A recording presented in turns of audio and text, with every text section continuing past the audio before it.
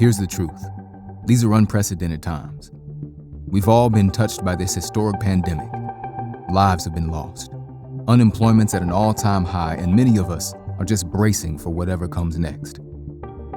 Even as we return to work, the way we do our jobs, the skills we need, may be very different. Changes we thought would take years have taken just months as businesses adjust to new realities. Adapting won't be easy, but this moment of sharp change just might help us finally get real about defining the future of work in America. We can use this opportunity to reimagine education and training in this country, where learning and developing new skills is lifelong, built into the architecture of our entire careers. It's a future that's already underway. Nurses are using smart technology to track real-time health data to keep us alive. Farmers use drones to take soil reading and survey their crops. And we've all had to learn new technology to stay connected amidst this pandemic. We can skill up and rise to meet this moment. Workers, employers, policy leaders, we'll all need to invest and imagine our way into the future, constantly building skills and adapting to a world in perpetual motion. It's how we ensure the strength of our communities and get to lay down each night confident in our family's future. This crisis can breed innovation, and when it does, one day when we ask American workers what they want to be, the answer will be ready for whatever comes next. The future of work is changing. It's time to rethink ready. Hi, my name is Jane Oates. I'm the president of WorkingNation, and I am just thrilled to join with Ideagen today to give you some ideas about how to cope with the craziness that has become our education system and certainly our workforce. I was really happy to share Rethink Ready and hope you enjoyed the film. The film is just an example of what WorkingNation does. As a nonprofit media entity, we seek to tell the stories of the changes in the environment between education and work and concentrate on the solutions, how people are figuring out that way and telling that story so that other people can learn and hopefully adapt their own programming to meet the same success standards as the stories that we tell. So let's talk for a second about what you just saw. What does Rethink Ready mean? In the past, if you earned a high school diploma or certainly a college degree, you were set for life. That's not going to be true in the 21st century, and quite frankly, hasn't been true for a few decades. The idea of lifelong learning, a phrase that came about in the 80s, is now such a reality that people have to live it every day. Each of you watching this have seen how technology has made our lives better, safer, sometimes more entertaining. But it has changed the world of work so that if you don't have technology skills, you are really limited in where you can move. So once you embrace that idea that we are all lifelong learners, it makes Rethinking Ready a lot easier. This is not just about low wage workers. This is not just about entry level workers. And it is certainly not just about blue collar workers. We have seen changes over the last 20 years where, yes, absolutely, many of our favorite checkout people at the grocery store have been replaced by self checkout stations. But just like that, many of the people you didn't know in marketing departments all across the country have been replaced by better algorithms and data analytics.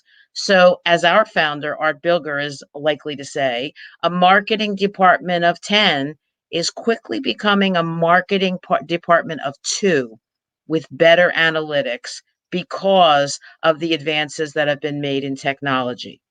So please don't delude yourself into thinking you don't have to be a lifelong learner. It's something that you should get across personally to your family and to everyone in your community that you meet. Now let's talk about some of the nuts and bolts of that lifelong learning.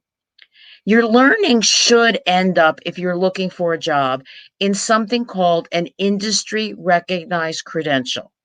That could be a short-term credential that you earn in 6 weeks, 6 months, a degree that you earn in 2 years, 4 years, 6 years, but it comes with an assessment and proof that you have mastered the skills that that certification says that you have. The best ones are portable.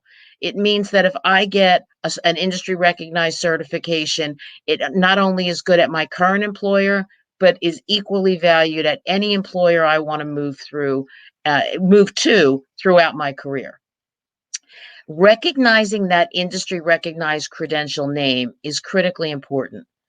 In 2021, we have millions of credentials that exist here in the United States, given out by great institutions, both academic and nonprofit, and some of them are definitely not worth the paper they're written on. So, really investigate if the credential you're spending your time and your money on is worth the paper that it's written on.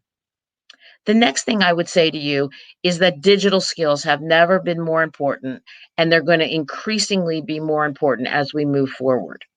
What does that mean? It means that you have the ability to use devices, smartphones, tablets, laptops, and understand how they work and for what purposes they are best suited. If you're not sure the difference between hardware, firmware, and software, you need to brush up on your digital skills. And when you think you've gotten pretty competent at using these devices, you need to make sure that you can use them in a business sense. What does that mean? It means that you can write an email, but you can also put an attachment to that email, which is often asked of you in a business sense. It means that you can not only write an email like that says, "Hi, how are you?" with an emoji, but that you can write really clear business sentences so that you can use that digital skill to help you in your business profile. The email that you send to your nephew or your cousin or your granddaughter is going to look very different than the email that you send your boss. And you need to know the difference. And finally, and I think this is the most important, as you move through your career, you need to be able to articulate your skills. You need to be able to explain how the skills that you use in this current job translate translate into the skills that you're going to need in the job that you aspire to get. And if you can't do that, how can an HR director? So for me, I began my life as a teacher. And when I went to work as a policy person in the Senate, what were my transferable skills? I definitely was a people person.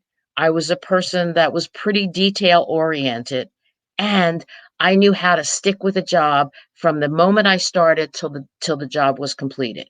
Those skills are transferable. If you think about it when you're talking to your friends, your children, or when you're thinking about your next career move, really concentrate on how you would clearly articulate your skills and describe to your prospective employer how they translate. If you can remember these things, lifelong learning, obviously digital skills, clearly industry recognized credentials, and most importantly, being able to describe accurately your skills, you will be able to rethink ready. Thank you.